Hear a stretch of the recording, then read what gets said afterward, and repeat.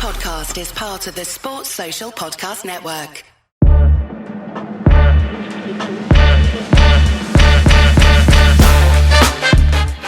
Welcome to the Ospreys Eyrie.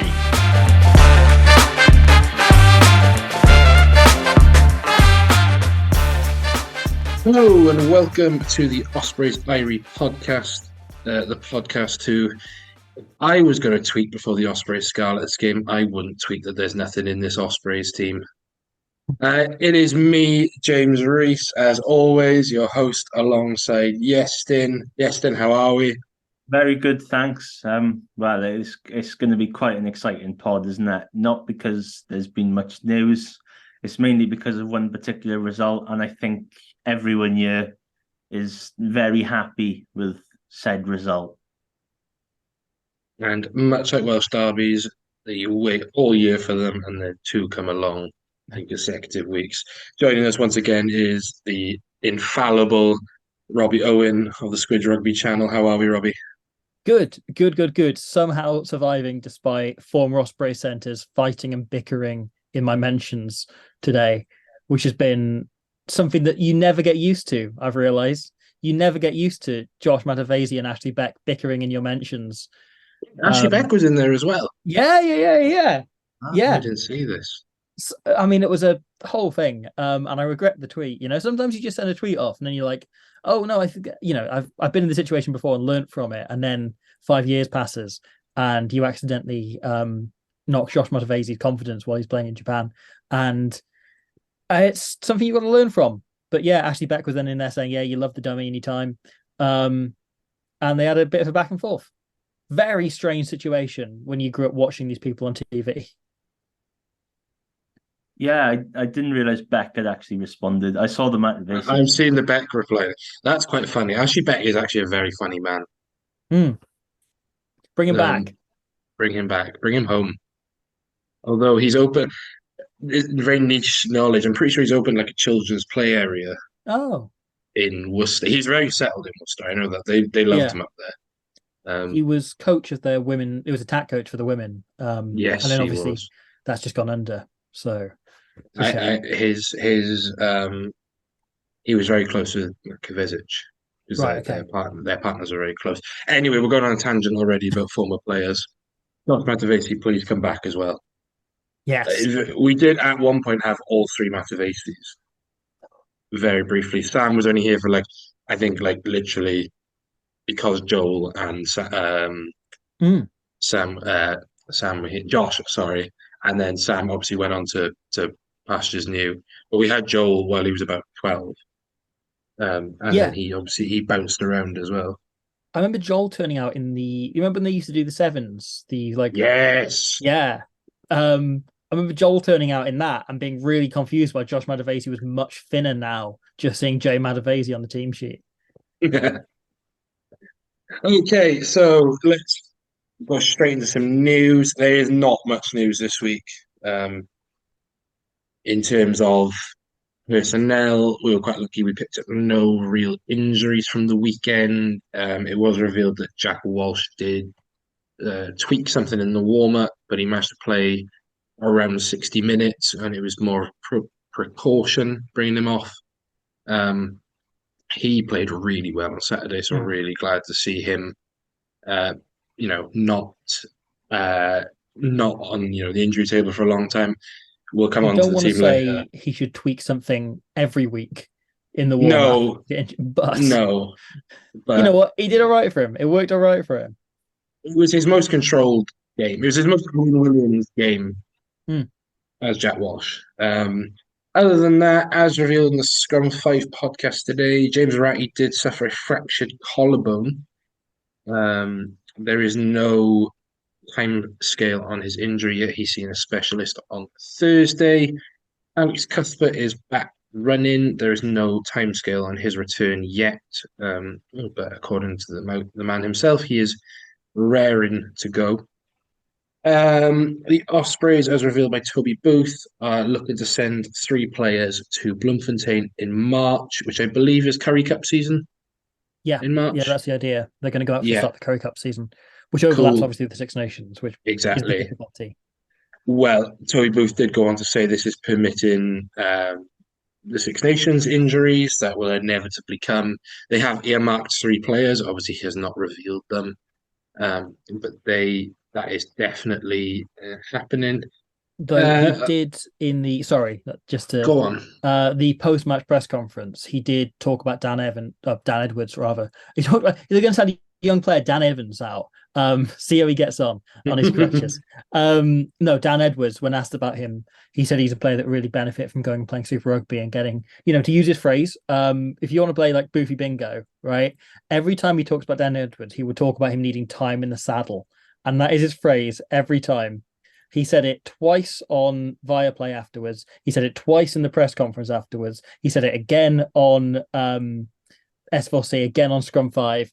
Every single time he's asked about Dan Edwards or young fly halves, he will say they need time in the saddle. And he said he can get time in the saddle going and playing in South Africa, playing 10. So imagine he's one of those 3. I feel like we need Boofy Bingo every week now. Oh, so this is my favorite game. I watch the press conference every week and have these little phrases and bits and pieces. He says bits and pieces all the time. That's one of my favorites. Well, there's another one. Mindful. He's mindful of a lot. Yeah. Find a way to win. There's another. Sorry? Yeah. Find a way to win. You always said that during last season. I was actually there for the press conference, and the contrast of moods between him and Dwayne Peel was staggering. And he even gave Tom both an introduction to the journalists as off record, so you wouldn't have seen this. So as he opens the door to come in, he steps aside and speaks and says to the journalists, "A big warm welcome to Tom Botha, everybody." To young bull Tom Botha. Yeah, coming Wales pro. I'm trying to think what other things that Booth always says. We're in the entertainment business. That's the one. That's the entertainment business. Yes. That's my favourite one. We're in the entertainment business. The other one my brother pointed out to me is he says a lot, sport's all about so-and-so. And it'll be a different thing every time. But it's always, sport's all about this. Sport's all about that. He's like a man who, or like a teacher who's done the same assembly for 5 days and just changes up the script ever so slightly to stop himself going insane. Which I don't blame him. If I got asked 8 million questions about George North, I'd be like that too. Which, speaking of George North, there is no concrete fact about where he's going to Provence, whether he's going to Japan. Toby Booth has said they will sit down with him. They will, of course, try and negotiate the contract. But if George is to go, which is looking like the case, there is no malice. And I'm sure any fan of Welsh rugby and of the Ospreys will not, tar George with the brush that he's gone for the money or anything like that. Of course, he's gone for the money. He's got a young family, and all the power to him. The reason he wasn't involved in the game on Sunday was because he developed a knee infection and became quite ill. Which obviously he's gutted about, but it only added fuel to the fire, and a lot of speculation came out of that. Then finally, there is no news on the length of the Cheetahs players' stay. To my understanding, they are to go back after Saturday's game. Okay. Because if they play in the Challenge Cup, they will be cup tied, and of course the Cheetahs are in said Challenge Cup. So to my understanding, they're going back, but there's lots of rumours going around that they're going back around Christmas time. And a lot. But to my initial understanding, it was a month and a bit long loan. Yes, have you heard similar? Yeah, I think we probably picked it up from the same story or somewhere. I think someone said something about before the Challenge Cup games, as you just mentioned, about the players that were cup tied. But I think Daniel Kassende's probably already earned the lifetime contract as it is.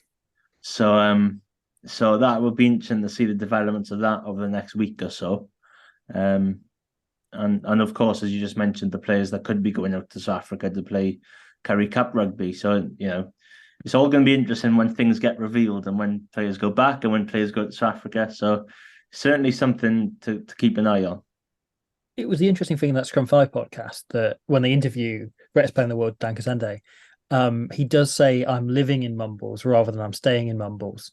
which maybe it's a word and I'm reading too much into it, but that sounds like a longer term stay. If I was leaving somewhere next week, I probably wouldn't refer to myself as living there. Yeah, I'll hold my hands up. I haven't actually seen the podcast yet. I've been a little bit busy today, so with university work and all that.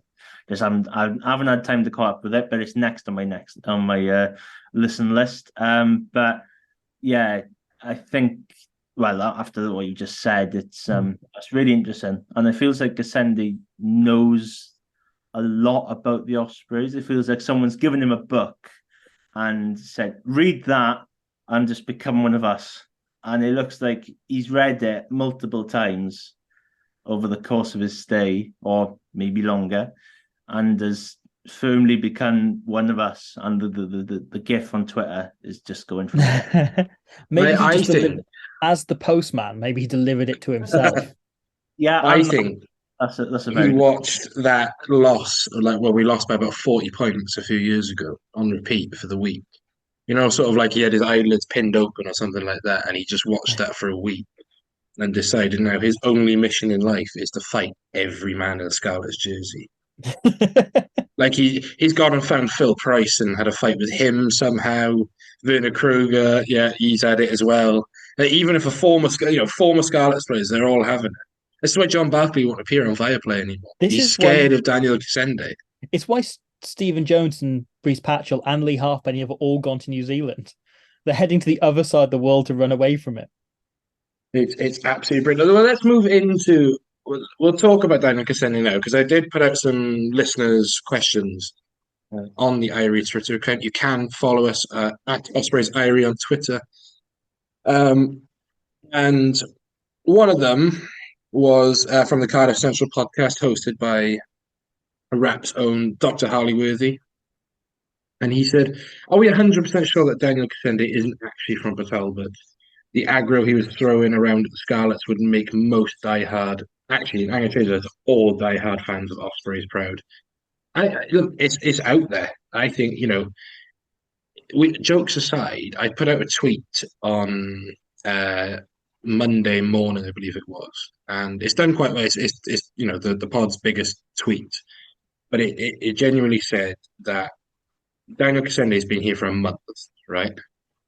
And the photo was him squaring up to, I think it's Ben Williams, and it's the way he's squaring up to that Scarlets player. You'd swear he was born here and grew up like any other Ospreys fan hating the Scarlets. Right? And most people agreed.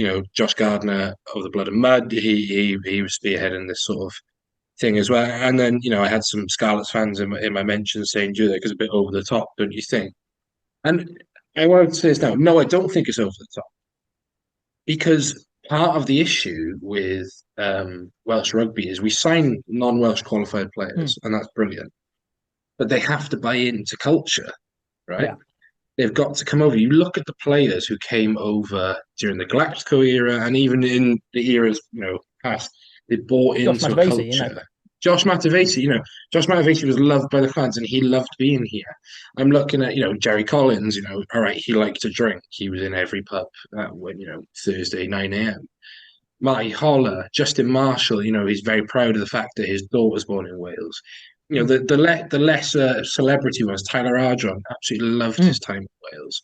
Jeff Hassler, they bought into the culture they were in. And then the player, I'm not going to name players who didn't buy into that culture, but you can see the differences in popularity of the fans and in performance. Yeah.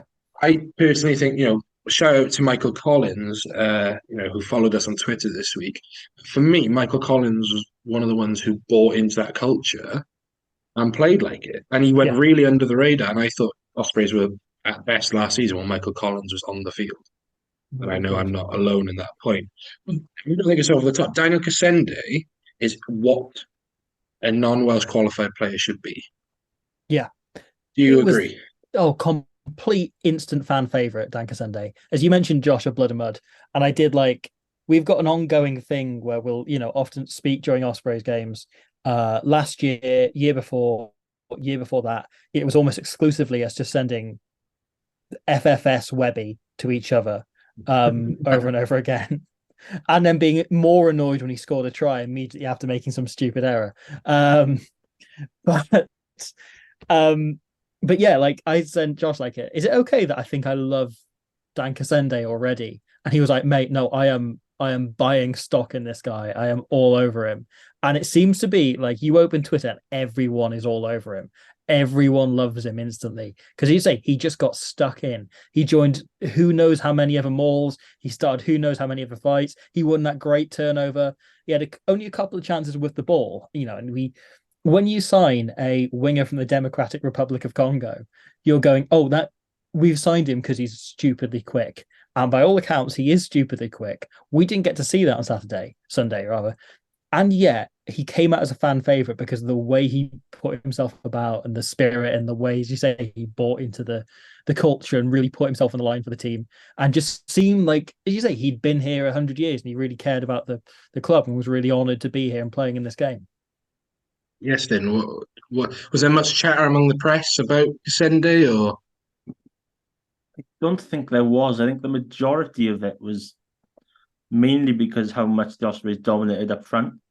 I'm sure we will get onto that later on, but yeah, it just looked like Cassende had been here for years.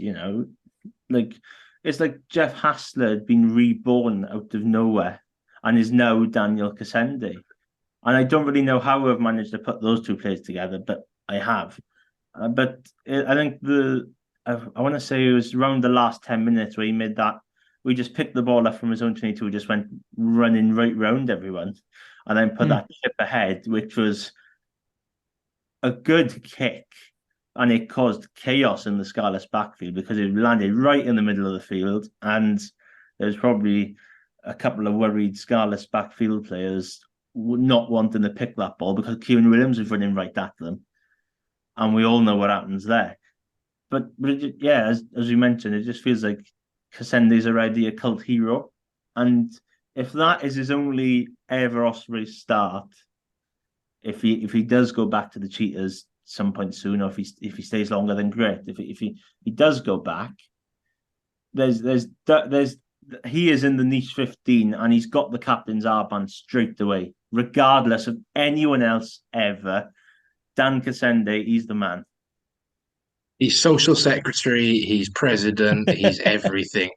And just this, like I met him on Saturday, on Sunday, sorry, where my, as Yestin will know, where we entered the stadium is right next to the Riverside, and the Ospreys, one of the Ospreys higher ups, who is South African himself, I can't remember his name. Not Liam. I think it might be Liam. You are right. Yeah. Was bringing Dan, Rivan, and Marnus around, and I'm an external guy. I do podcasts and whatnot. I work in schools, and even I was scared to be like, "Oh, Dan, a photo and stuff." And he was just the nicest bloke ever. And he was just chatting. He went over and shook my grandfather and his friend's hand. They were all saying well done. Same with Ruan Kruger as well, who I thought was great when he came on, apart from his speculative box kick. But you can't be an Osprey without having speculative box kicks. And that was it. We've signed a South African. We've signed an obscure South African 9. Of course, he's going to randomly box kick it to no one. and then caught it himself. He missed that box kick very well, I have to say. I think he's just sent this one to the air, and you're thinking, there's no one on the wing to chase this, because this might be a contender for one of the silliest Ospreys moments of the day. Then all of a sudden he's just off and chasing it like Revan Red. Please. The most beautifully South African scrum half thing I've ever seen in my life. It was wonderful. If that's his sole contribution, as you say, wonderfully placed. I didn't even think Faf de Kleur's ever done that before.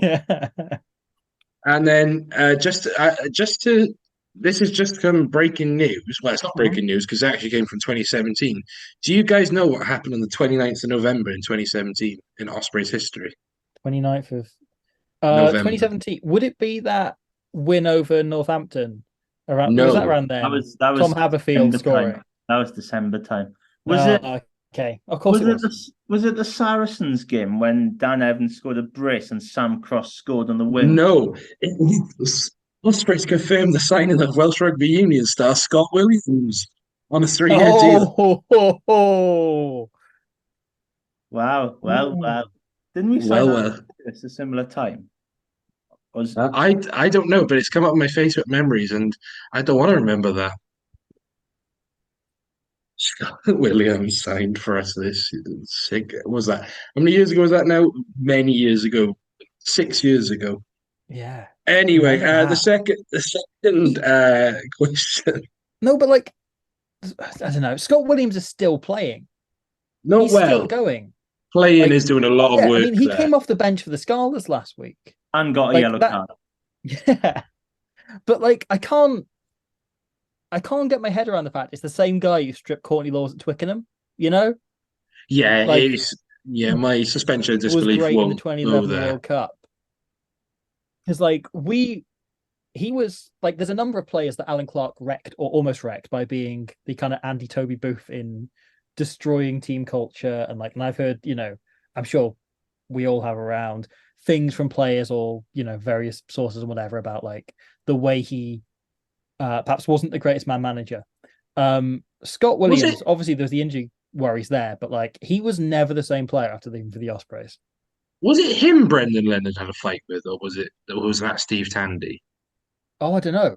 I hadn't Didn't heard Brendan that. Leonard it might have been Dan Bigg actually had a fight with one of them, but Brendan Leonard, I'm pretty sure, led a players' revolt against one of the coaches. I want to say that was the end of the Tandy era. That might have been the end of the Tandy era. I hadn't heard this. I might have been because Clark came in as defence coach, didn't he? That season as Tandy left, and chaos amongst. And they said they were going to do a great worldwide search for the best man for the job. Yeah. And it's the guy on our doorstep. It's like going back to that Scrum 5 podcast, which reminded me of this, and I will remember this now. I think once a week is when Dwayne Peel said, "I'm going to experience different cultures when signing for Sale." It's very varied. He's gone to the Hacienda and he's listened to an Oasis album. That's all he's done. He's gone to the gay village. That's what he meant. Dwayne, what a man. We'll come on to Dwayne later. And then finally, the other and probably actual question from the wonderful Rodri Aranca, saying, what can the other regional coaches learn from Toby Booth? And he phrased it in a very good way, actually. He phrased it around the positivity around Booth, the way he comes across in interviews. And he says, lots of positivity surrounding Supreme Leader Booth. What could the other coaches learn from how he and his team manages on and off field affairs? I'll take the lead on this one, and Robbie, you'll be able to talk about culture and which I know you've championed on every social media platform, especially Reddit. So I think one is honesty, openness with the press, right? Every coach hates doing press conferences, and we've all watched thousands and thousands of press conferences. And I look at the Dwayne Peel ones. I look at the jockey ones, even some of the English ones as well. And then you got the international ones, and no one enjoys them. But he brings a sense of honesty, calmness.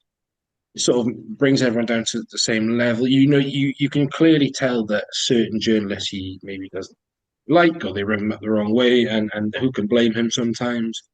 But he approaches it with a very politician-like mindset of, well, you're going to ask me a question, I'm not going to answer it directly, but I'm going to give you a better answer that's more quotable.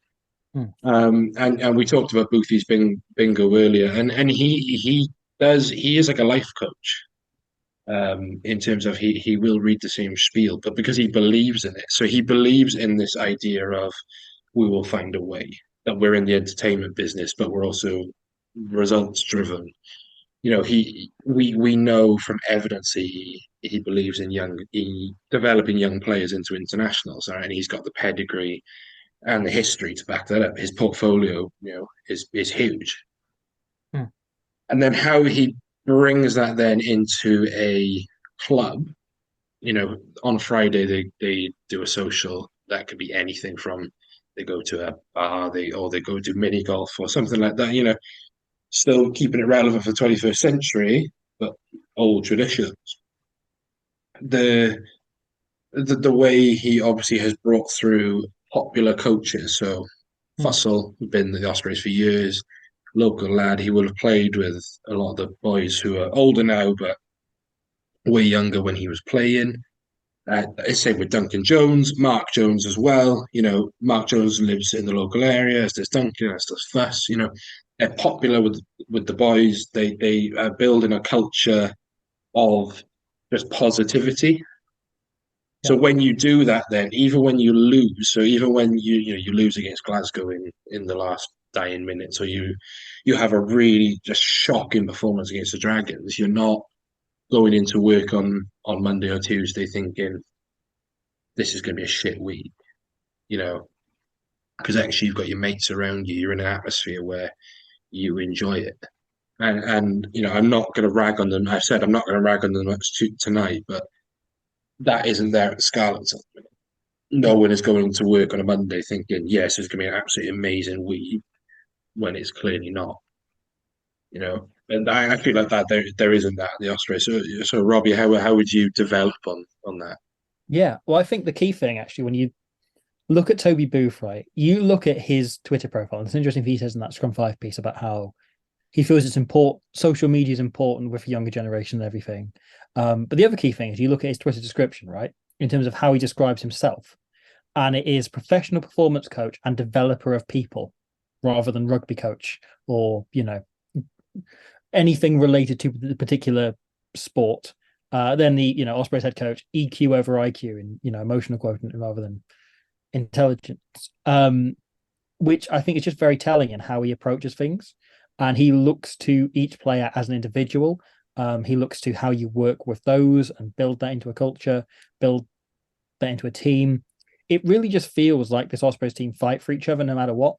And there are games where they've been terrible, where you still feel like, no, but this team clearly cares about each other and builds towards each other. And there's something he said a year or two back that he wanted to, part of the appeal of the job for him was that the Ospreys is one of the few teams in professional rugby where rugby is, a primarily working class game. And he wanted to build a culture around that and work around that. You're sort of looking at the Welsh regions and Gloucester, and that's sort of it in the and Munster, and that's it in the UK and Ireland, really. Maybe put Sale in there as well. Yeah, you can. Yeah, there's a few like Sale, I guess Glasgow increasingly Newcastle. Make an argument for. Yeah, although the Newcastle one is tipped on its head slightly by the football team being a bit more working class and exactly. Newcastle. Yeah, but it is more working class than people make out to be. No, that's fair. And a lot more Argentine as well. I don't know what Mateo Carreras' background is. But like that identity clearly is sprung up of people who work hard for each other. And no one feels greater than each other. No one feels greater than the team. They had any number of big stars when he came in. And I think perhaps that's some of the supposed friction between him and Alan Wynne-Jones, being that I think Alan Wynne-Jones viewed himself as bigger than some of the other players in a way that Booth didn't, and viewed him as, as a member of the starting 15, but not necessarily, the all-time great that Alan Wynne, I think by the end viewed himself as entirely correctly. But yeah, I don't know. And there's something really telling when I went into the Ospreys camp last year, which was still a big honor and still a hell of a thing to have done. And seen like Dan Evans going and collecting his peas whilst on crutches, and all of that. And like the fact that when we had, I did a thing for people that didn't see it of, I played Jonah Lomu rugby with Morgan Morris and Will Griffiths, which was a very silly thing to have done, but good fun. And the entire squad came and stood behind and like chirped and, joined in and were going with it. And that is not happening at other clubs. That is not all other clubs, that is not a given at other places where they'll come and everyone's having a great time and everyone's enjoying it. And I highlight that video is Booth himself walking in, looking at the screen and grinning broadly when he recognizes it's Jonah Lomu rugby in the background. I didn't notice at all. I was so swept up in the two of them are big lads. and I'm not particularly big, but they are big lads. But yeah, I don't know. I could go on for hours and hours and hours about the impact I think Toby Booth's had, but I feel I'm not alone in feeling much more connected to this team than having even in areas where they've perhaps been more successful or won more games. I love watching them at the end of the day. Yeah, kind of similar boat really, because as Robbie just mentioned about the teams that might be more successful, I think probably the most enjoyable games that I've watched or supported the Ospreys, and either games watching on TV or being very fortunate to be attending those games, were the ones during the Toby Booth era. Look at how the squad managed to get itself together, go to Leicester, go to Welford Road, a ground where they have faced some difficulties and when they had a really good side, and they go there and win in the 92nd minute or something remarkable like that. Look at the first hour of the Saracens game, and you're thinking, you probably look at it on paper and you're thinking, oh, Saracens should be winning comfortably. But after about an hour, it's a 3-point game. And whilst I might have had a sleepless night or two about the final quarter and how it just slips away so slowly, and it was probably the longest 20 minutes I've experienced. It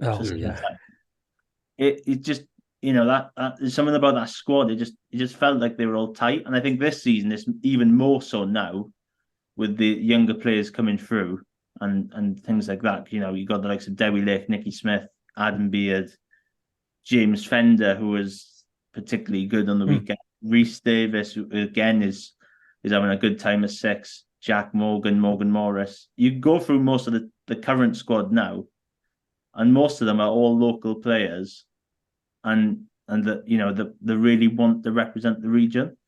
And I think I remember briefly speaking to Toby Booth at Edinburgh Airport after the fortnight after the Saracens game, as we were coming back from the Edinburgh game, and the performance on the Saturday night wasn't very good. And Toby Booth owned up to that, He said that's not us. That it's something that we're not particularly proud of as a playing squad. So you could see it then, they do care about supporters. And I think the playing squad probably do as well. They're just all so tight. And I think all that credit should really go to Toby Booth to get that squad all together and, giving performances. Maybe results might not have got as planned, but giving us performances that we look back on thinking, you know what? They worked really hard that game. Regardless of the result, they all put 100% in. And I think people have really short memories with Booth as well. This squad under Booth has been through a lot. 2 years ago, the most promising hooker in Wales lost his leg while he was a current playing member of the squad and had to retire from rugby. Ospreys had to go and play Sale at home a couple of days after that, or, after that happened, right? I remember I was working in a pub at the time, and I just remember, Ethan Phillips was one of my favourite players to watch. And, it's easy to say that now, but he genuinely was mercurial at hooker, and he, I fully expect he would have been in that Wales squad, that Six Nations, and I maintain that. They went through that. Well, they went through a players' revolt against the WIU over contract things. They've been through countless merger talks, right, and slander from the press, from their own fans. Yet they turn up every week, and the effort is there. The wants to please fans is there. The bringing through of young talent, local Welsh talent, and then the imports that we've brought in have bought into that culture, like we said. All right, not everyone might have, but have brought in, and not everything's going to work out. The academy, since Booth has taken over, is in a much better place than it was, and full credit to Mike Ruddock for going through that as well. Dan Griffiths involved in that as well. The profile of the academy's gone up. They were on that Rookstars really weird show on BBC iPlayer last year, but the profile is there. We are back to being the premier Welsh academy. All right, Cardiff probably have something to say about that as well, but we're doing it with significantly less resources. And again, that comes down to Booth and his whole pyramid of, well, it starts from the bottom. it starts from when we bring these guys in at 14, 15 to when they make their debut for Wales. That is his whole cycle. That's his background. He was the academy guy at London Irish for a decade, in which time he brought through, the Armitages. He then brought through, when he moved into being a senior coach, very much promoted because he was so good at his job. When he had a couple of coaches leave, they brought him in instead of recruiting overseas, and he eventually moves up to being head coach. But in which time he brought through the likes of Jonathan Joseph, Anthony Watson, Alex Corbusiero, like players that went on to play for the Lions across the board, plenty of internationals. A lot of them then followed him to Bath when he left. And there was a lot of jokes at the time about, that all of the Irish squad are going to Bath. And the common factor, was Toby Booth had just gone there. And all those players wanted to keep playing with him and working for him because he'd built such connections with them, being in the academy, then coming through as senior players. And it's always been his USP, is he's really good at developing young players. And the thing he's talked about repeatedly when talking about, the likes of James Fender and Dan Edwards and what have you, Morgan Morse at the minute, wanting to have control over when they get game time, when they get exposure, so you can build them a bit. And he perhaps lost some of that this season. As you say, the squad's been through a lot. They've been put under a lot of circumstances perhaps were beyond his control. And the handful of people, as you say, that have perhaps shorter memories and forget a lot of that are missing the fact that a lot of that is, beyond his control. And I think as a pure rugby coach, in terms of what he's done and what he's achieved, has been remarkable. And what other coaches could learn from him, frankly, is sitting down and talking to him for long sessions at a time. And picking his brains and working things out. We were talking a bit about we mentioned Dwayne Peel earlier, but like that is a guy whose focus is 100% on the rugby, clearly. Yeah. And I don't think he's worked out yet how to manage a squad. And it was like my instinct when he got the Scarlets job was he's been promoted too soon. A bit like I feel like Borthwick's got the England job too soon. I feel like he needed another couple of years at Leicester to develop. But I think that feels like it's coming to roost. And you saw him, like his interview with Claire Thomas after the game on Sunday, where he looked like shell-shocked and unsure what to say. And like Claire asked him, do you think it was not taking opportunities rather than not creating them? And he kind of went back and forth and was unable to, point out what he was going to say. And like, if he goes into the changing room and presents like that, is your team going to keep to that? You compare it to then Booth last week when he was very clear in what he was talking about, and he may be going back and forth in his head, but like he knew how to present it. He knew how to manage the team, manage expectations, and manage also fan expectations. And like every game where the Ospreys have lost and have been frustrated, you then listen to him talking. No, I trust him to put it right. I trust him to put that right. And if we're thinking that as fickle fans, you'd imagine a squad is as well who gets to work for him day in, day out. There's that. That's my point with the coaches as well. Like Dwayne Peel has a really solid group of coaches around him, right? Jared Payne's in there. The Albert van der Boo, I want to say his name is. There's the South African. Gareth Williams is in there apparently as the defence coach. Might want to rethink that one, lads. But they are what you said they are. They are rugby coaches, and they are brilliant at the rugby. Then you look at Ospreys with Duncan. I use Duncan, Mark Jones, and I use Fuss as an example. Richard Kelly probably go in there as well, actually. They are into the culture as well. Like Duncan, you watch Duncan Jones in the warm-up, he doesn't stand there barking at them. He's in there scrummaging. He's in there holding the tackle pads, getting tackled.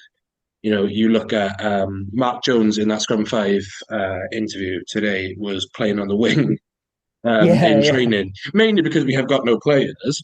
It's also he's in and around there. He's the defence coach. He should not be running attacking drills, right?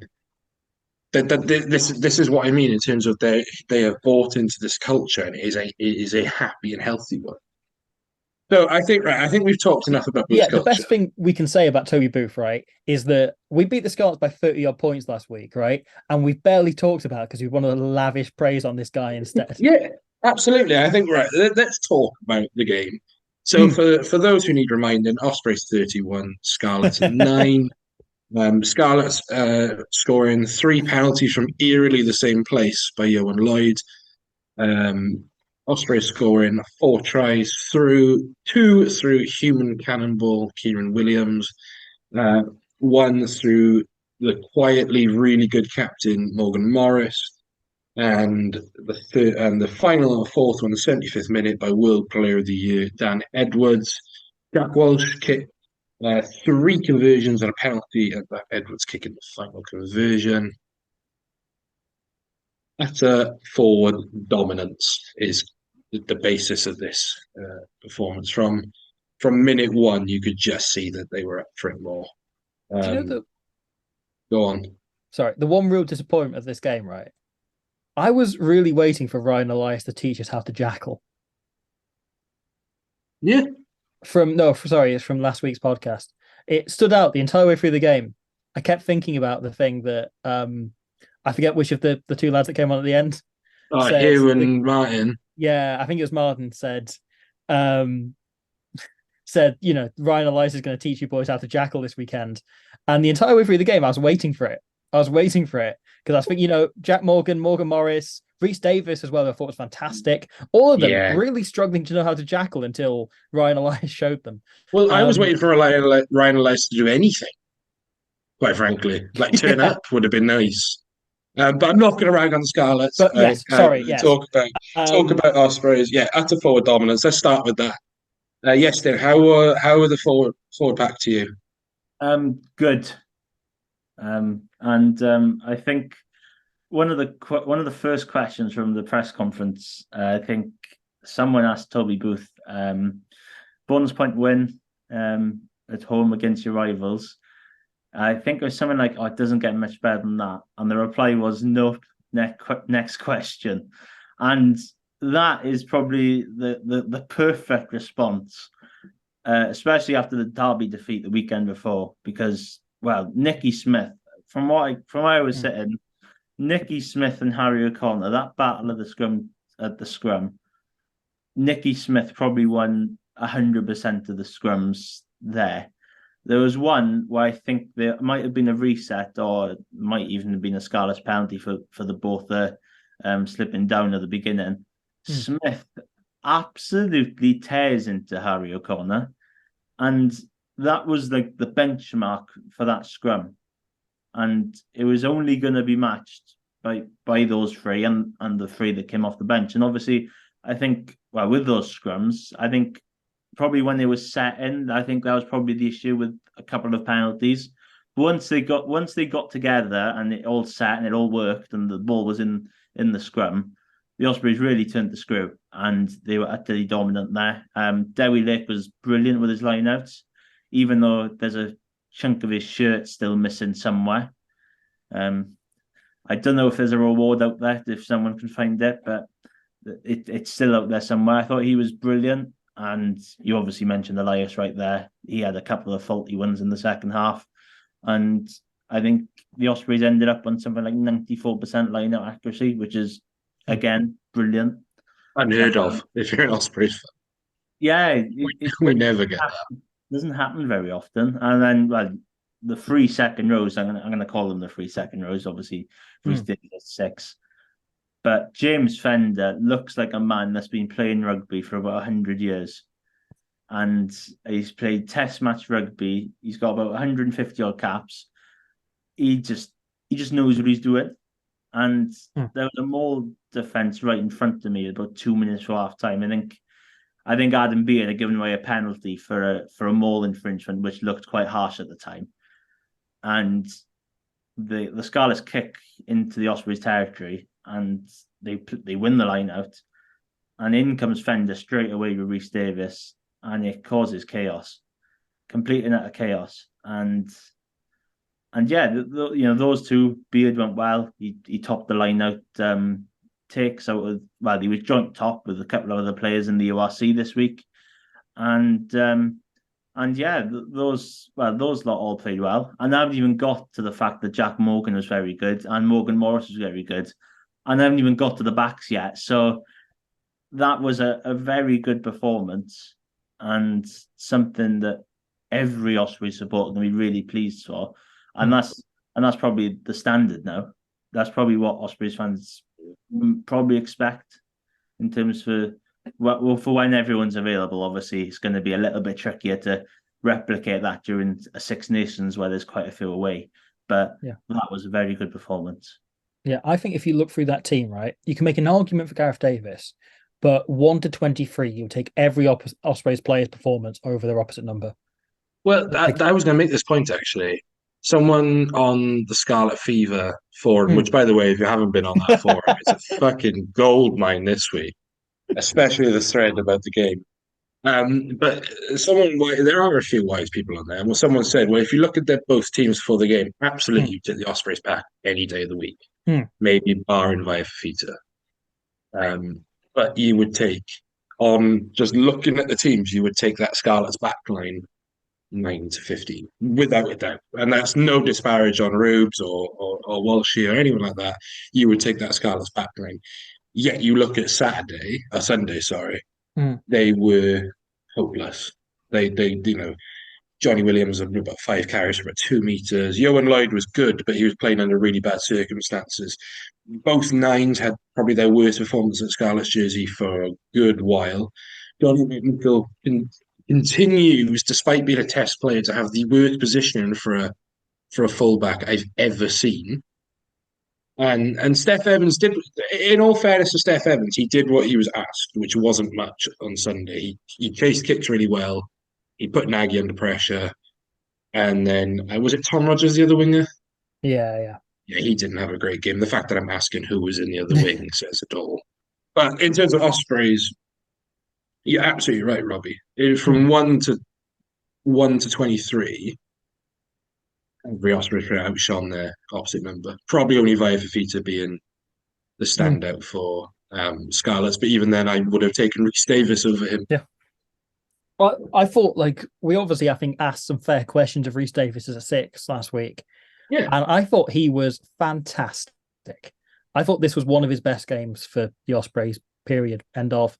2 turnovers, the way he adapted to play in a 6 role, whilst also still bringing the things he brings in terms of, line out work, in terms of hitting rucks, in terms of, just being a really good kind of support second row. But the way he was far more present in defence, the way he was turning up and making bigger shots, flying out of line a bit, and being more of a menace at the breakdown, the way he adapted this game and added to it, I thought he was absolutely fantastic. And then, Jack Morgan might have been, obviously, the greatest player in the world, Kieran Williams, 2 tries, man of the match, but I think Jack Morgan might have been the best player on the field quietly, or not so quietly. Yeah. He was just absolutely brilliant. Again, attack and defense, the lines he picks, the way he can make so much out of seemingly nothing. Carries where most players are making 2 yards and getting a little bit over the gain line. He's making clean breaks because of the way he can hit an angle and the way he can explode through contact and just time his acceleration. He's unbelievable. He's just phenomenal. Well, there were only 2 line breaks in the game.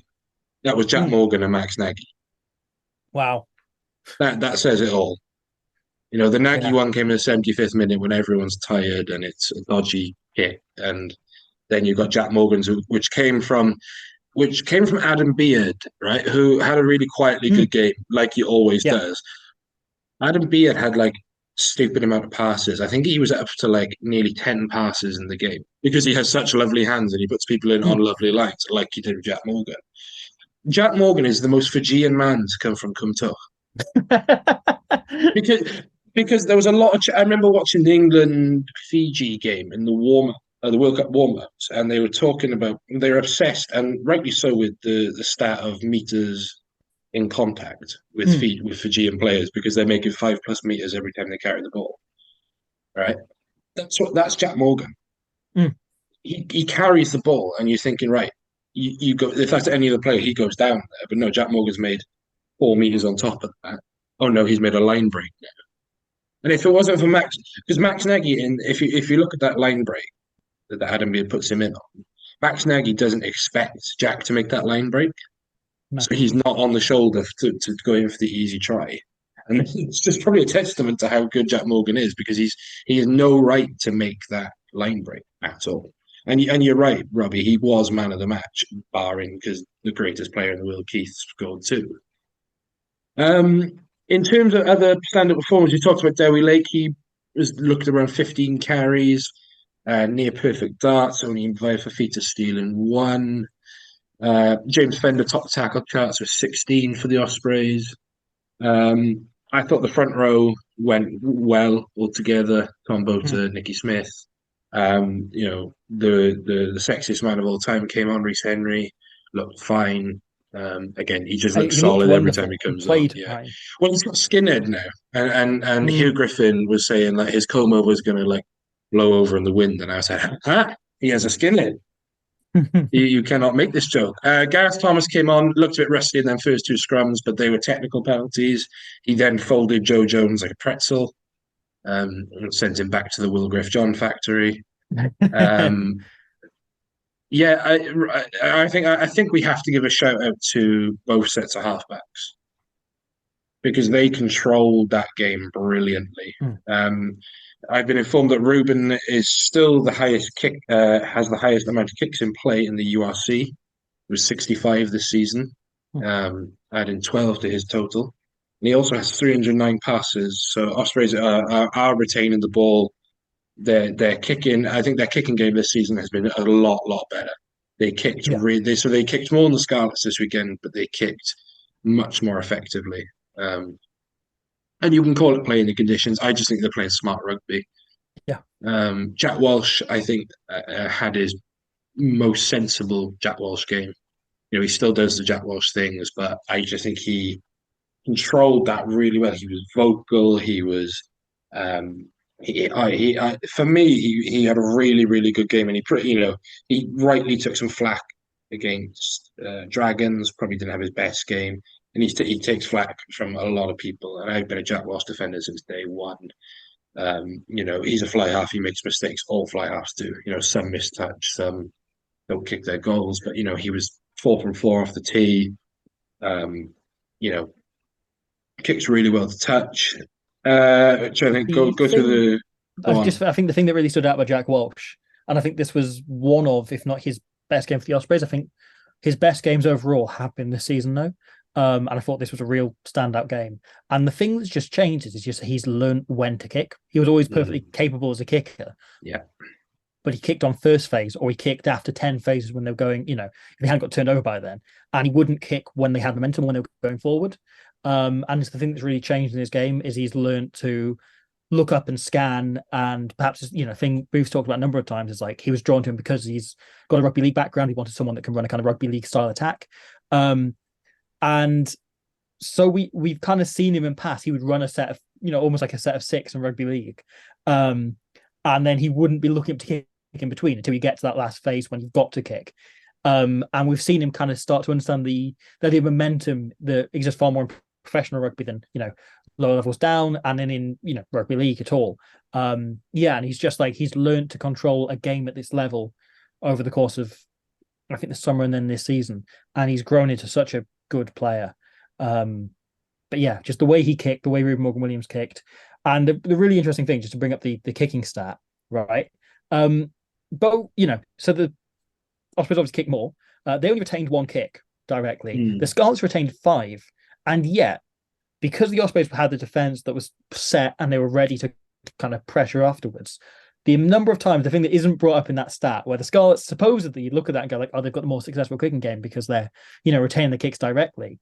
They're then not doing much with it, where the Ospreys are able to pressure, and then strike because this defence is built by Mark Jones. There's one at the end of the first half where you had the kind of succession. In one phase, push the Scarlets back like 20 metres and force a series of hurried passes. I think this like the way the defence and kicking game are starting to interlink is really promising and really exciting. Kind of from an Ospreys perspective, just following on from the Jack Walsh, Morgan-Williams thing. That's a really good point, actually, because I was listening to Blundell yesterday night, and Josh said something about Max Nagy has been, he's a good player, but he can't catch a ball. And I almost think that in this current Osprey system, that doesn't actually matter, because if he catches the ball, brilliant, we get the ball.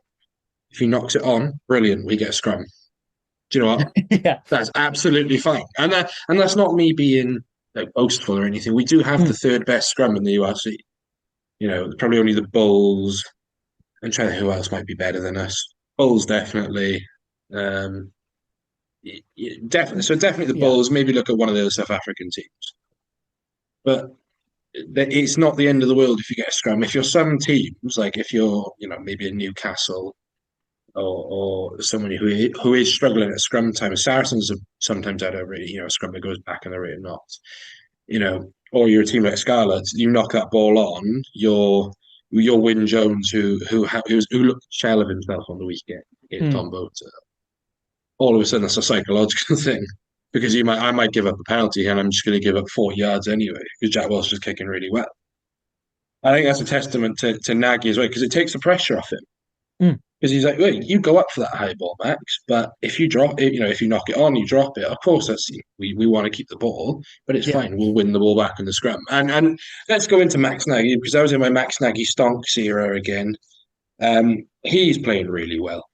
He's just playing so confidently, and I love watching Ospreys fullback just have that license. And as someone who has watched Max for 4 years now, he has not changed as a player. He's evolved, but not changed. He's really vocal in D. He says, right. He's got that lovely. It's not sidestep. It's a change of angle. Dan Evans had it as well, where he goes to shape to kick and then runs a lovely angle. When you mentioned that Dan Evans was on his crutches early collecting his food, I like to think he cut a really nice angle through the queue. Oh, of course he did. Yeah, just like he did, just like he did in his heyday. But he was always there. He was always in the queue. He never missed a single meal. Oh, I love Dan Evans. Bring him back. But seriously, no. But that's when you've got a fullback like that, who's like Cam Winnett's exactly the same. And I don't like pitting them against each other because I think they're both playing really, really well. And I've said this to Harley on Cardiff Central. He just he has the confidence to try. I'm going to try that little kick against the Scarlets, and it came off, right? And it led to World Player of the Year, Dan Edwards scoring a try. But I like the fact that we're confident enough to try that because, right, I trust Mark Jones's defensive system to mop it up. If he knocks it on, like I said, I trust the scrum.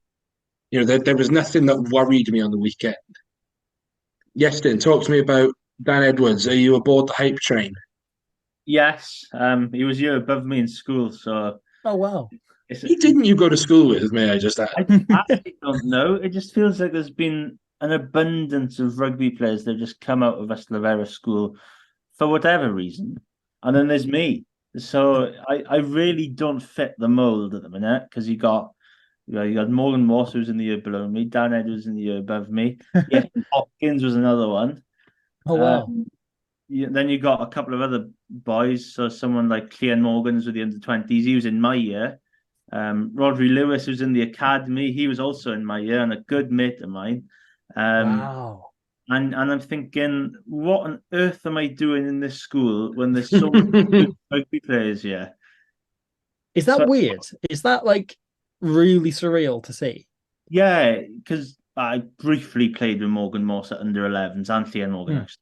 And it's like, and you're looking back at it now, thinking, wow, I can actually say that I've played a game of rugby, regardless of it being me as a 10-year-old running around, probably trying to avoid being tackled. But I could potentially say in the future that I've played a game of rugby with Morgan Morse, who could potentially end up being a Welsh international. I'm not saying that's like me with Regan Grace, though. I played with Regan Grace. Oh, wow. He's a year above me in school, but we played for the same club briefly before he got scouted by St Helens. But I can also say that, when he scores these wieldy tries for St Helens or wherever he ends up in Union, I was like, I've seen you outside the headmaster's office, like looking scared. That I can't take that image away. I had a kid in my year at school that went on to play 2 games for Mansfield Town. And that is the closest we came in the non-league football. And that is the closest we came ever to sporting prowess. 2 games for Mansfield. Yeah. That is like when I walked into, and I love Morriston Comprehensive with all my heart, but you walked into the reception and it's Joe Thomas's Wales under-20s jersey alongside like a myriad of football, because there's a football dominated school, but a myriad of like Swans and Wales jersey, and there's just Joe Thomas's under-20s jersey. And I'm like, yes, Joe Thomas, thank you. Houston Sabercats legend, Joe Thomas. Is that where he is? Um, Oh wow. no, he went there for a season. He's back now. I know he works as like a WIU hub officer now Oh, while playing okay. for Swansea. But he was at Houston Sabercats for 1 year after leaving Leicester Tigers. Which, if you did like one of them TikToks where it was like weird rugby transfers, Yeah. would be up there. It would be Joe Thomas from Ospreys to Leicester to Houston He just Sabercats. loves big cats. Yeah, He loves big cats. he loves big He's animals got his lions and next. really, really like 6.5 out of 10 centre. Maybe that was He's his actually dream. been 10 for Swansea over the last couple Has of he? weeks. Oh, I love that. That's Yeah. brilliant. See, Give me he's that. vintage. Like me and my brother have this thing where we will randomly bring up a player from the past that's perhaps forgotten, then go good player, and he won't go good player back. Just to people remember. Joe Thomas though, good player. Yeah, good player. Good player. Jonathan Spratt, good player. Jonathan Spratt, average player. Now this is. I've read the article. Yeah, Don't worry. You read the article. When you Way back mentioned when. when you mentioned Toby Booth and EQ over IQ earlier, which reminded me, I wrote an article for Grav on Rock and Roll Yeah. when he launched his website about Toby Booth, and that was the working title was EQ over IQ, and so that's a weird full circle moment. I wonder if he read it like Jonathan Spratt read my piece on him, that was a very straight. This is a whole other tangent. That was a whole other. I will finish this tangent, but I saw him last at the Northampton pre-season game at Bridgend last year, sat next to Ben John, and I was like, "This is a weird reunion, which I want to see more of." So I've met Ben John a handful of times now, and like we get on really well. It's cool. I shouldn't bring it up. I should never bring up that I wrote the Jonathan Spratt piece that was. That was the first thing about rugby I ever had published. Was a piece on why Jonathan Spratt is the most average rugby player of all time, and why that's a wonderful thing that apparently I think he read and was very confused by. I see he's got a face like a man who knows lots about the history of tarmac. And I don't know. This is a whole tangent. Yeah, absolutely. Anyway, Let's take it back. Right, let's go into. So we beat the Scarlets, right? We didn't have to do anything special. All we did was just stick to a system, and the Scarlets just sort of threw shit at a wall, and none of it stuck.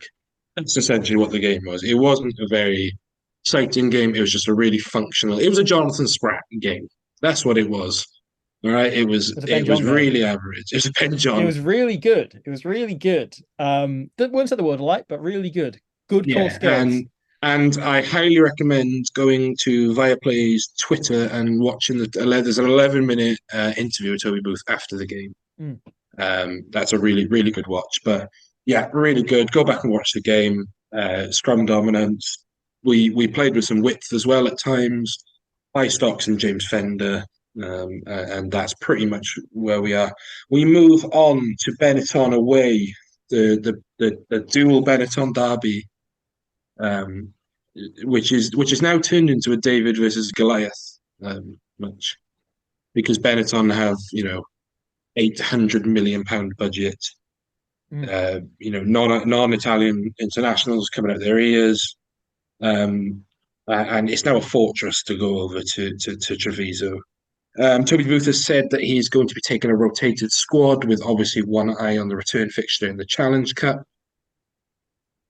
Should we have a go at trying to name a squad?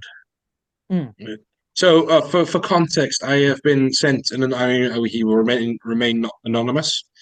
But thank you for sending me this. He is very much in the know. We have it on good authority that Jack Morgan, Morris, Adam Beard, and Owen Watkin have all got the week off. Which makes sense. Morgan Morris has played to nearly every minute of the season. It's about managing Jack Morgan's minutes. Owen Watkins also played every game, and same with Adam Beard as well, but we got depth a lot. Gents, I'm going to predict the team. I shall write it down. Who do we think is going to be our starting loose head? Well, Gareth Thomas is about the only one of the Wales players that hasn't had a great deal of game time since he's got back. So you'd imagine this is a prime game for him to step in. He played 20 odd minutes last week, and that's been it. Obviously with his personal issue the week before caused him to pull out. So yeah, I feel this is time for Gareth Thomas to step in. Yes, I don't know if you'd look on similar lines. Yeah, I'm in agreement there. I think we've seen Nicky Smith. He's been playing. He's been good fun, and it's a chance to see what our other loose-head international prop can do. It was somehow first choice for Wales, but not for the Ospreys in a way. That's all weird and fun. But time to start with Gareth Thomas, I think. Spoiler: the other loose-heads for Wales aren't very good. Hooker. Are we expecting Ethan Lewis to be back in? Are we expecting, the likes Sam of Parry? Sam Parry? I think is Sam Getting a Parry. start. Yeah, probably deserves it. He'll score a hat trick somehow. Because weirdly, right, I don't want to hear this Johnny Matthews talk. Right, Johnny Matthews is just a copy of Sam Parry. Right, Sam Parry's been doing this for years. Right, this is just a cheap imitation. Right, come back when you're scoring hat tricks against Benetton. Weirdly, no, yeah, Sam Parry. We'll come onto the bench later, but I think we'll see Marnus van der Merwe. I'll tell you what, you're right. Sam Parry has scored 34 career tries. Johnny Matthews has scored 31. Yeah, I mean, we'll ignore Johnny Matthews has only done it in about 50 appearances, but He's 30. He's 30. exactly. He's 1 year younger. Exactly. And Sam Parry's 100, nearly 180 appearances now. Yeah. Tight head. Are we seeing White Chocolate himself, Big Sexy? Oh, yeah. Gavin It Henson is. back. No, Reece Henry. Reece Henry will be starting tight head, I and think. Charlotte Church alongside. Charlotte Church. We could see Ben Warren. He was involved in the warm-up. I don't think, for continuity-wise, I think we'll see Reece Henry.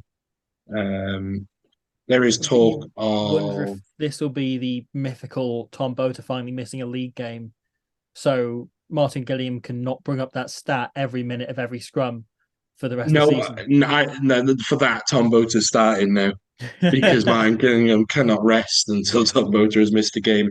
There'll just be proof will be naming the squad, and a very nasal voice will just whisper in his ear, Barrington's got to start. Somewhere when the Toby Booth signs off on the team, Martin Gilliam has a shiver down his spine. The crows start flying away, and the church bells chime. It is done. Loose headlock number 4. Are we seeing James Fender? You'd imagine, yeah. No reason why he wouldn't be in there. I think we'll be seeing Rhys Davies at 5. Yeah, moving back or forward, moving about, shuffling. You could maybe make an argument he'll be captain. Oh, I suppose if Morgan Morris is missing, if Jack Morgan's missing, if Tips is still missing, that's interesting. Has he captained before? He might have captained. No, I don't. He might have captained once. Or am I thinking of someone else? But Booth has mentioned about how he wants to switch up the leadership roles in a way. I think it was one of the quotes. I think he said something about Jack Morgan, and he said, and that's why Morgan Morris was captain. Yeah, it's the same with Dewi Lake, because just because they're captains for Wales doesn't mean they walk back in here and become captain for... There's only a few players who could do that, and Prime Alman Jones was one. He'd walk into the Ospreys and be captain again. Who are we picking at 6? This is where I feel we're getting a bit thin. We ran out of all of our big 6s. Oh, no. This is it. Once you do take the Morgans out. Yeah. Harry Deeves comes into the back row, regardless. So are we saying Harry Deeves at 7 then? Yeah. And then you're looking at, potentially you're looking at Rhys Davies moving back to 6 and bringing Lewis Jones in, who's obviously only played the one game off the bench. So we could say Derwin's son is starting, yeah. Yeah, Derwin's son, not Lewis Jones. Yeah. But you're kind of regardless looking at starting someone who has had very minimal game time. So Tristan Davis, sorry. He was my next thing, was going to be Tristan Davis. Yeah. So one of, you feel, Derwin's son, Tristan Davis and Morgan Morse is going to have to start, at least one. And all of those, they've got, 4 appearances between them. So there's going to be a big call somewhere and a huge day for someone. to really put down a marker. And it's hard to say without necessarily being in the camp all the time to see which one's chomping at the bit most, which one's working hardest for it, which one looks there. As someone who watched in the 20s, obviously you're really high, and yes, I know better than anyone, you're hyped for Morgan Morse. But Tristan Davis, Alan Wynne Jones talked a few times about how impressed he was in training with him, and So are we saying it's going to be a Tristan Davis, Harry Deeves, Morgan Morse back row? That'd be tasty. It's lacking in leadership. Yeah, it's lacking in leadership, but it's certainly a possibility. But we're here for vibes and vibes only. 9, are we saying Ruben's having a rest? Are we saying Kruger starts, Luke Davis, Cameron Jones? I think that's it, isn't it? I think you bring Krier in at 9, put Ruben on the bench, let him slide back to his old role of coming on for Webby after he throws an intercept pass and being better than him. Only I hope Krier throws no interception passes and is great. Yeah. Oh, yeah. I hope Krier is great. So we're saying Krier at 9. 10, I think we'll see the return of Owen Williams. Yes, do you agree? Of course. Yeah, I do. I think, hopefully Jack Walsh is all okay. And, it would be nice to see him back fit again. Hopefully it's not a long term. Obviously, we mentioned there was a precaution, but yeah, someone with the experience of Owen Williams who, we need him back because we are playing Montpellier away soon. So that would be nice to recreate that again.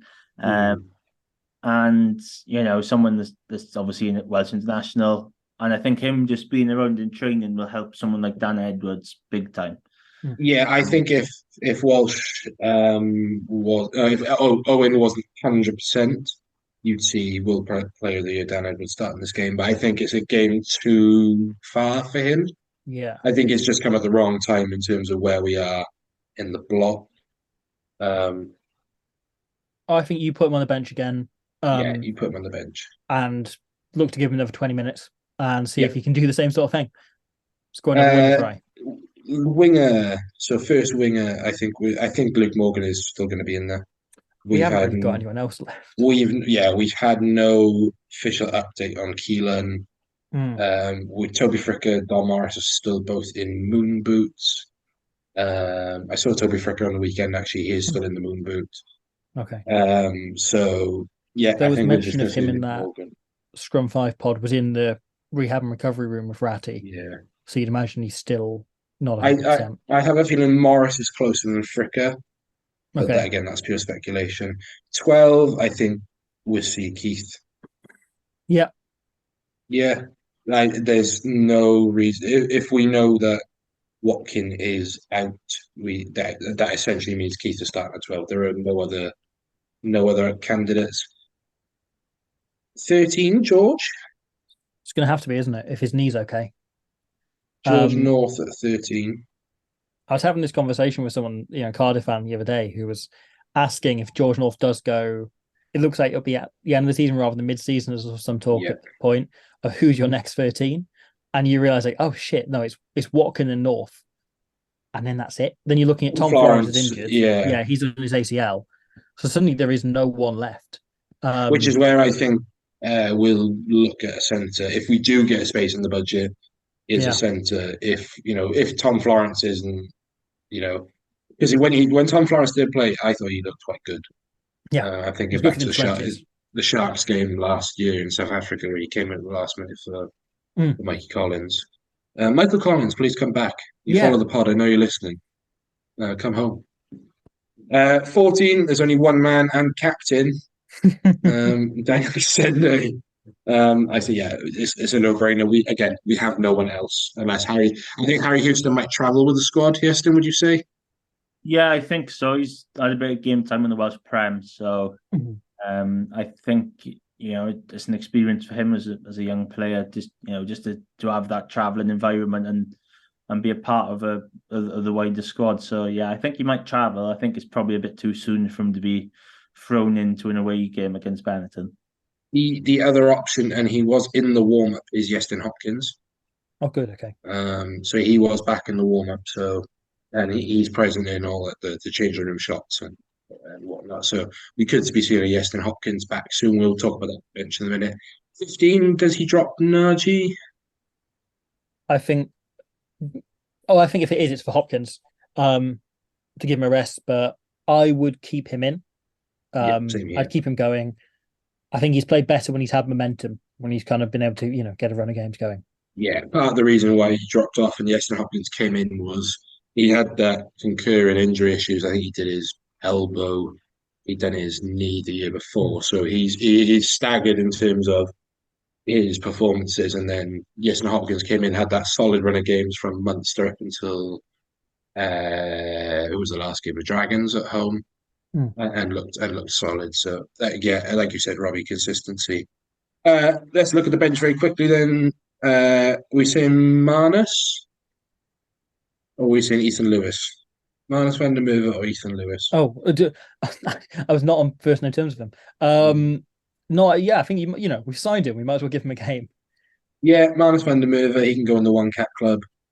Yestin, who's our replacement loosehead? Oof. Who is left? That's the question. Garin.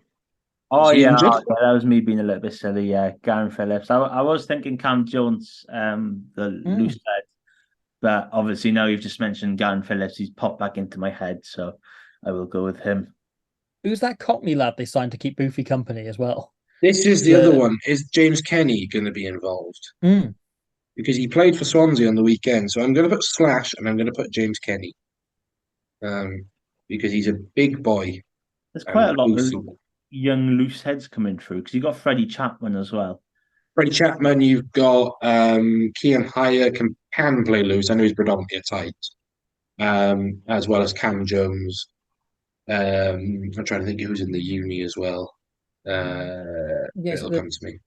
Freddie something, the Welsh qualified Cockney, they clearly signed just because Boofy was missing having another one around. Yeah. Someone to go with the apples and pears with him. 18 replacement tight head. It's going to be Ben Warren or Pombota. Yeah. Again, Martin Gillingham will have a say in this. Why is Martin Gillingham now a URC commentator? Where's that coming from? Every single game. And he does Yeah. 3 games a weekend as well. Yeah, relentless gills. Like a fish that can't quit. And then replacement lot. Are we saying? Well, it's going to be Derwin son, yeah. Yeah, it's kind of got to be if he isn't starting. Again, we're probably picking the doomsday team here in terms of how much he's going to rotate. Yeah. But we've also taken into account what we've got available, which is not a lot. We've lost 40% of our squad. Oh, geez. Yeah. Do we have someone else to go on the bench? Do we have to go for like a 4-5? What can we go for? We've got 4 at the minute, so we can go for a 4-4 bench. Like that's a thing. That's happened before, actually. Yeah. During the Alan Clark era, I think the Ospreys somehow managed to have 4 front rowers and about 2 fly-halves. One of them was James Hook on the bench against the Cheetahs one year in Swansea, which saw Ivan Phillips score a last-minute try, which was converted by Sam Davis, and the Ospreys won by a point for leading for about 3.5 seconds. I don't believe you because the Ospreys never won a game in the Alan Clark era. No, but when they did win, it was really depressing. It was like really sad wins. Shout out the 8-7 win against Ulster with Alan Davis charged down a kick with his head. Yeah, that was the coachless era. That was the era when Alan Clark that was the Wild West, wasn't it? He was sad. Yeah, because that was the again, my James Hook story for another time. But I love the James Hook story. Yeah. I do love the James Hook story. This is why you're not invited to the press conferences anymore, Robbie. It was just in case James Hook is there. Just in case he turns up. Can you sign my book, James? Who's it to? Alan Clark? Question mark. Alan Clark's lawyers. That's who it's to. Oh God! Have we got a replacement back rower? I don't think we do. This lad, Alex Ashton, the young lock, seems to be the other guy in the squad. Is Jack Regan alive? I don't know. Is he an NFT? I think he's an NFT. The only times we've seen Jack no, what's his name? Yeah, Jack Regan is in those little like videos they post on social media where they're like, who liked the Barbie movie the best? And he'll walk by and go, it was Max Nagy. And that's it. That's his entire contribution to the Ospreys. Because you're like looking away from them videos doing something else while it's on, and then you turn back. It's like, wait a minute, is Alan Clark back? Yeah. Because there's a Northern Irishman or a Dubliner. Sorry, I don't want to mix them up. I was like, oh, so if he's alive, I mean, I don't like the look of Jack Regan. He's a big boy. He gets about. Like, he played that weird Zebra game we played last year, where we were amazing for 10 minutes and then made Zebra look like 2021 La Rochelle. But if he's alive, Jack Regan. But yeah, I'm going to put Jack Regan / Alex Ashton / insert AI player there. We could throw Lewis Lloyd on the back row. He's reasonably quick for a hooker. I don't know. Yeah, could do. All starting to get Kieran Williams could probably play 10, and we can move Ben Warren into the back row, and Owen Williams can play tight head. Like that. We can make that weird time where Ken played 8. Yes. I want Ben. No, Reece Henry at 8. That's who I want. I mean, Dewi Lake used to be an 8. Yeah, I watched. Years ago, I watched him play for Skewen when he was converting to hooker, so he was like balancing between the two. Ruben, we're saying bring off that experience, and then World Player of the Year, Dan Edwards. And then not real person, Luke Scully. Yeah, it'll have to be. Yeah, look, we know it's depressing, guys. It's not a box office team, but look, we have to. It's a 13 game block, and we have to prioritize, certain games. We want to run in Europe. I think we have a real chance this year. Montpellier are in the dogs. They've just got rid of Cockrell. They sit bottom of the top 14. They've employed a criminal as their coach. And the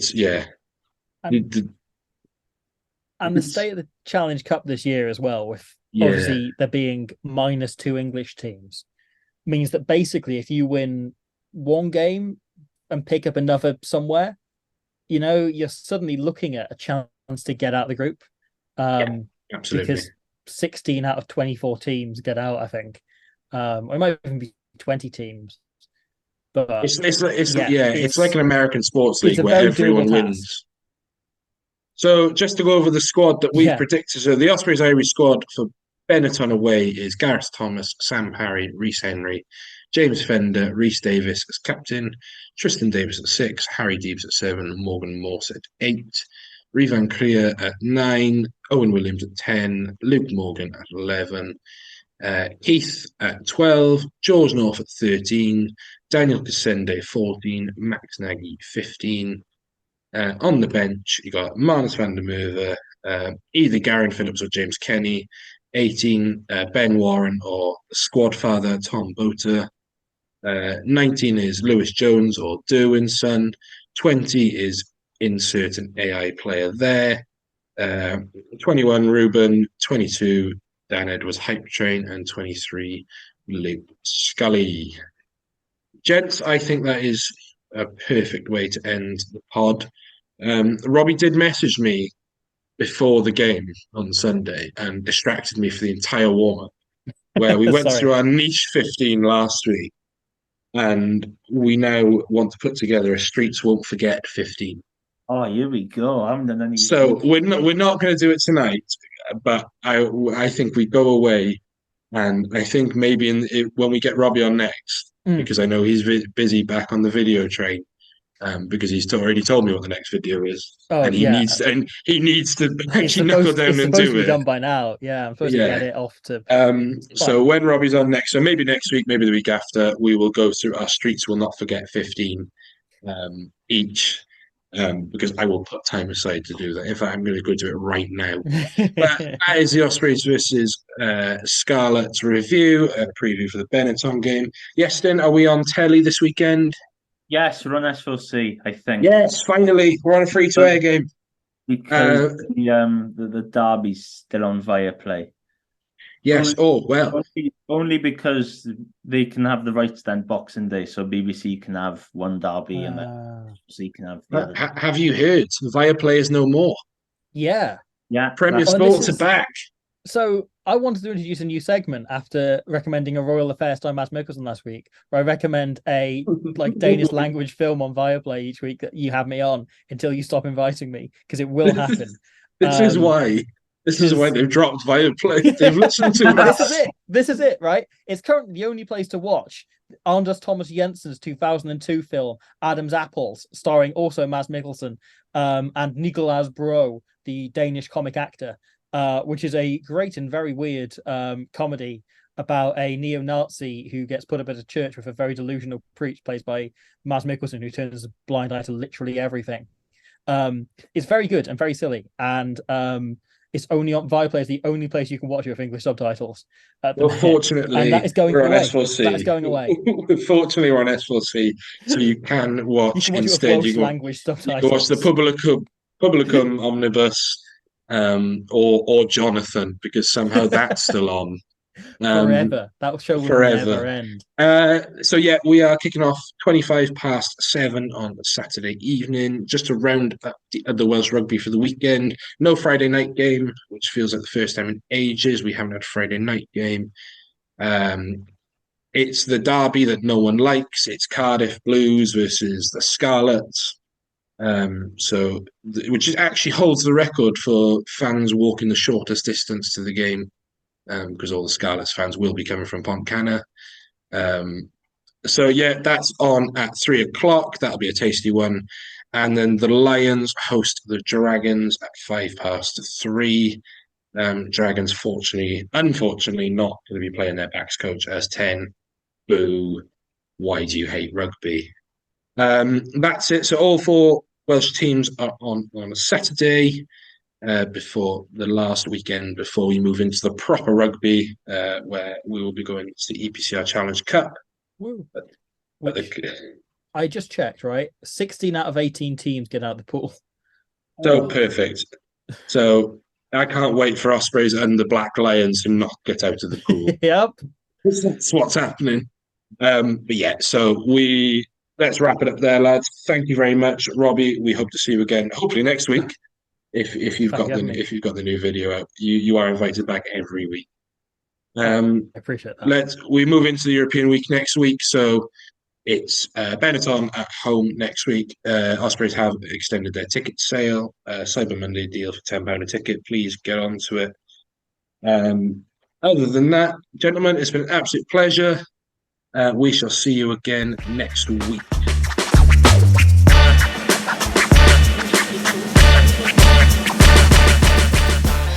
Thank you for listening to the Ospreys Ari podcast. We hope you enjoyed the show. Please subscribe, rate and review wherever you listen to us, as it really helps spread the word. You can find us on all the usual social media channels or email us on welshregionalrugbypod@gmail.com. And remember, whatever the question, rugby is always the answer.